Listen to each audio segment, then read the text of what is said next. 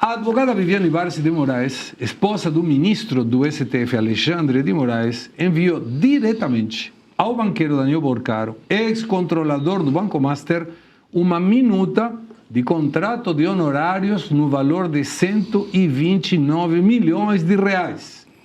Mensagens obtidas pela Polícia Federal, parte da Operação Compliance Zero, revelam que o contrato, assinado em janeiro de 2024, previa pagamentos mensais de 3,6 milhões de reais por 3 anos, totalizando o valor de 129.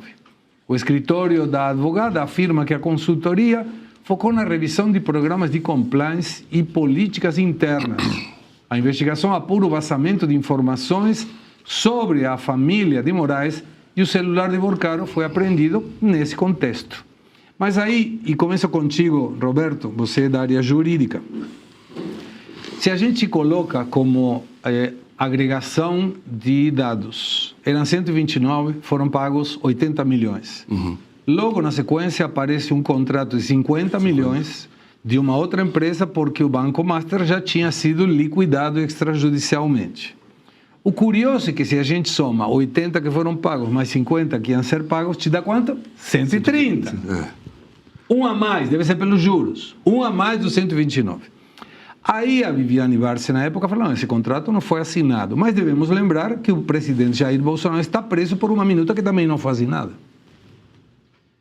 O que você vê do ponto de vista da tua área jurídica e com a tua experiência? Primeiro, e a pergunta é, é comum que o advogado mande um contrato desse tamanho, de uma maneira tão informal como uma conta de WhatsApp, direto para o presidente do banco, sendo que tem departamento jurídico, análises tributário e um monte de coisas.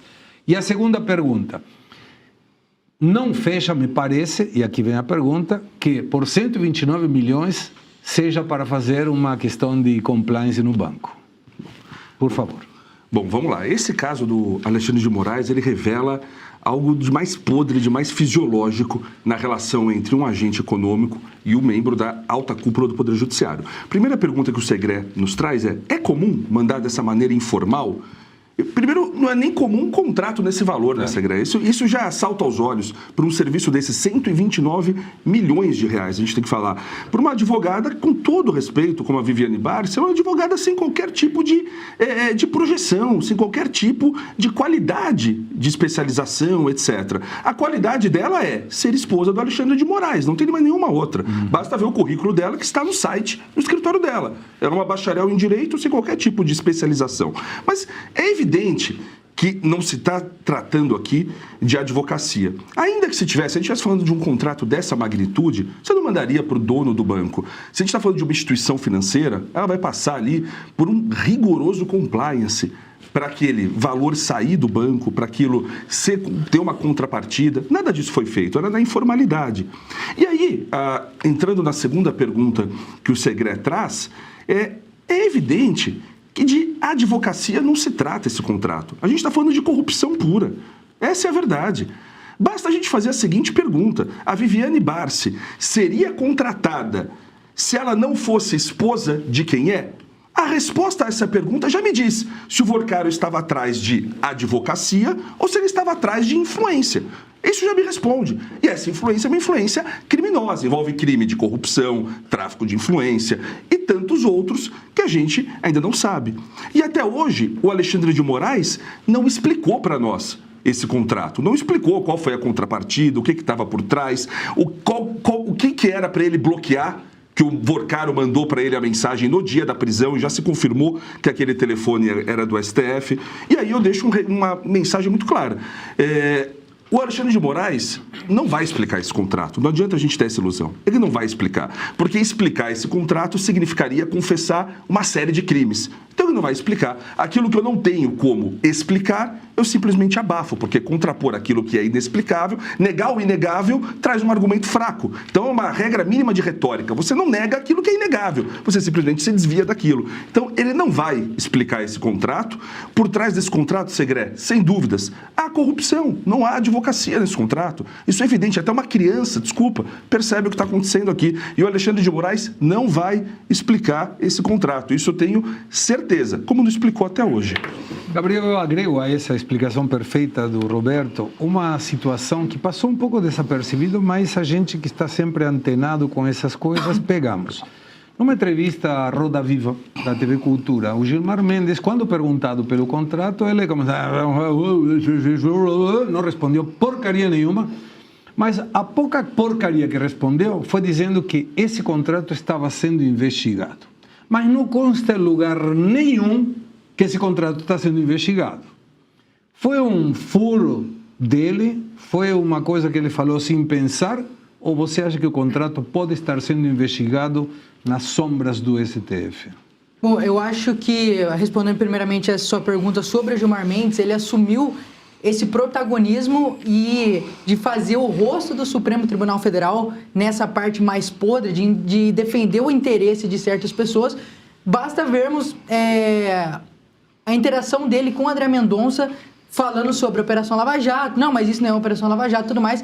Que criou-se aquela teoria, que muito bem embasada, que ele estaria preparando um terreno para poder anular toda essa questão do Master. Então, sim, ele parece que ele não tem vergonha, em toda entrevista, ele falar que ele tem capacidade, ele não tem vergonha de desfazer tudo que está sendo investigado. É só ver também aquela declaração que não me tire para dançar, que eu gosto de dançar, essa interação dele com o André Mendonça. Então, sim, eu acho que é um princípio de uma certa declaração dessa investigação, mas ele não tem, que isso é uma das coisas mais perigosas, que tem ministros ali que eles perderam a famosa vergonha na cara.